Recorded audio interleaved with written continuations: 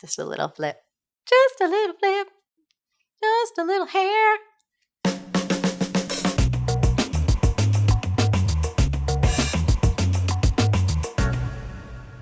Hey, it's Marie Forleo, and you are watching Marie TV, the place to be to create a business and life that you love.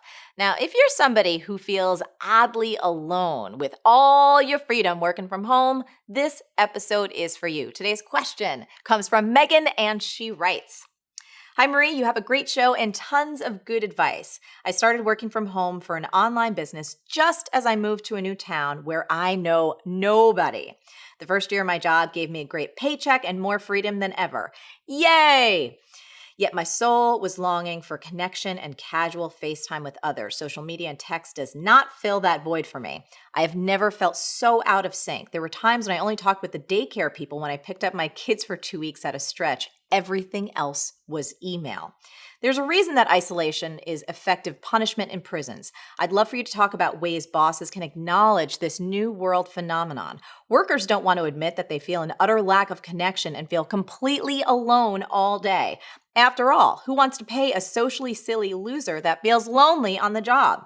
So my question is this. Do you have any suggestions to avoid getting sucked into isolation, do my work productively, and keep myself emotionally healthy and connected? Thanks so much, Megan. Megan, this is an awesome question. As millions more people start working from home, whether it's part-time or full-time, the issue of loneliness and isolation, it's real. I mean, it's actually something that we've dealt with in our company. Now, I'm going to tell you some of the strategies that we've used and some other ideas for you in just a few minutes. But first, I need to address one thing. I don't think that you can place responsibility on your boss or think that your bosses are unsympathetic and don't care about you personally. I mean, bosses, we're not mind readers, right? And the only way that they can support you is if you speak up and not only communicate about a challenge, but also bring them proposed solutions.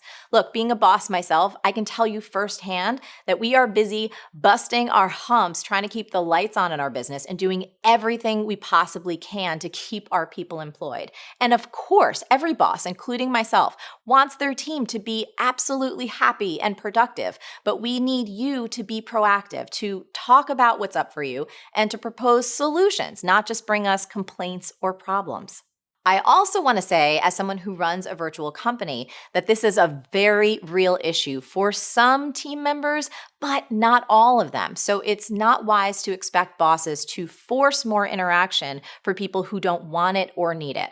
That's why it is so vital that each of us take responsibility for ourselves, that we communicate openly, and we be really proactive and look for ways to not only take care of what we need, but also be sensitive to others and to the well-being of the company itself. Now, with that said, I gotta say, Megan, I totally feel you. It's great to have the freedom of not punching a clock and not even taking a shower if you don't want, and not even wearing pants. I mean, sometimes I don't wear pants, but boy, it can get lonely. And as you said, it can even feel prison-like. Oh, the laptop lifestyle. I'm so free. Got no shoes on, no shower, no problem. Hello? Hello? Is anyone there? Are there snacks? Seriously though, if this is how you're feeling, here are 8 really smart strategies to help you fight that loneliness when you're working from home and you're all alone.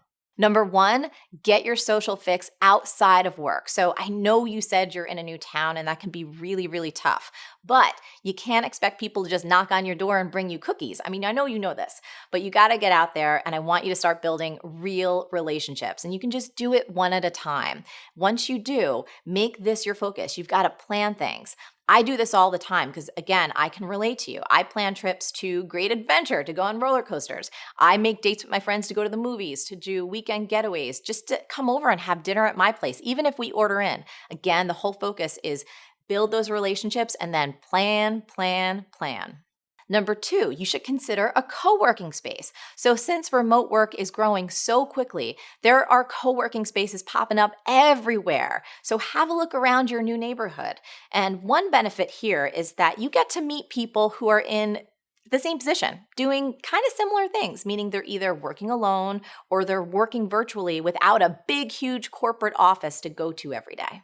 Number 3, and this is one that I do a lot too, work outside the house. So if you don't opt for a co-working space, at least get your butt out once or twice a week. So you can go work from the park or a coffee shop, just anything that'll give you a change of scenery and a chance to be around other humans. Plus, you'll start to get to know people in your community. And I gotta say, having simple conversations with someone other than your pet can do wonders. Number 4, schedule regular group chats. So for example, our customer happiness team meets daily on the phone, and they don't just talk about work or what's happening in the company. They do it to stay connected to each other and to stay connected to what's happening in each other's lives. We also have non-negotiable weekly team meetings too. And again, we have a distributed team all around the country. Sometimes I do Skype meetings with people, and sometimes we even do group video chats, which is terrible if I haven't showered, but it's entertaining for most people. Now, you can do this with people you work with too, and you can do it with industry friends, whomever. You just want to schedule it and make it recurring. That's the key. Don't just do it once and then forget about it for months. And I gotta say, either phone or video really helps you to feel connected a lot more than email or text. Number 5, you might want to try taking regular phone-free or computer-free breaks. So do not just sit and stare at your computer all day long like a zombie, is not healthy. You want to set an alarm maybe every 90 minutes or so and get up and stretch your body and have some water, or maybe go walk outside for a few minutes. And this is another thing that can help. Take a lunch break away from your screen. Number 6, another one of my favorites, go to group fitness classes. So nothing is more powerful for your brain and your emotional health and your productivity than working out. Science backs this up all day long. So rather than doing it by yourself, you should go take a group class. I mean, you can do dancing or spin or CrossFit or whatever floats your boat. And you'll start getting to know people in your community, again, which is really important for you, and you're going to feel a lot better too. Number 7, hit up some local meetups about entrepreneurship or your industry. And here's the deal. If there are no organizations that fit what you're looking for, do not cry about it, Megan. You got to start one. You are a leader and you can start gathering people around and have meetings once a month or so.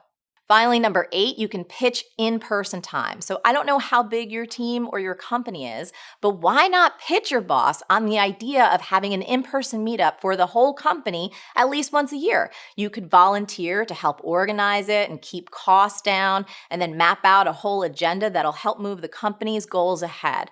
I want you to be creative and make your boss an offer that they cannot refuse. And look, you never know unless you ask, right? Now, these ideas, they're just the tip of the iceberg. I'm sure our incredible audience will come up with a lot more ideas right underneath this video too. And for anyone who thinks getting to work in your pajamas is really like the be-all, end-all, I want you to remember this. Working from home might not demand much human interaction, but your soul does. That was my A to your Q, Megan. I really hope it helps you and all those folks out there who are just starting to get their groove on working from home. And now, I would love to hear from you. So can you relate to this loneliness and isolation that comes from working from home and being all by yourself? How do you deal? I would love to hear specifically what works for you and what doesn't. So leave a comment below and let me know. Now, as always, the best, richest conversations happen over at marieforleo.com. So head on over and leave a comment now. And once you're in that beautiful land, make sure you subscribe to our email list and become an MF Insider. Interpret that little phrase however you want. You'll get instant access to a powerful audio training called How to Get Anything You Want. And you'll get some exclusive content, some special giveaways, and some updates from me that I don't share anywhere else. Stay on your game and keep going for your dreams because the world needs that special gift that only you have. Thank you so much for watching, and I'll catch you next time on Marie TV. B-School is coming up. Want in? For more info and free training, go to joinbschool.com. Woo! I just got a double up. I just got a ×2 from my girl Louise. She said ×2. Nice bottle of Chianti and some fava beans. Do you do this dance with her? Did you make this up together? Do you guys know that this was the jam stance? Drop it down low, brother. Yes.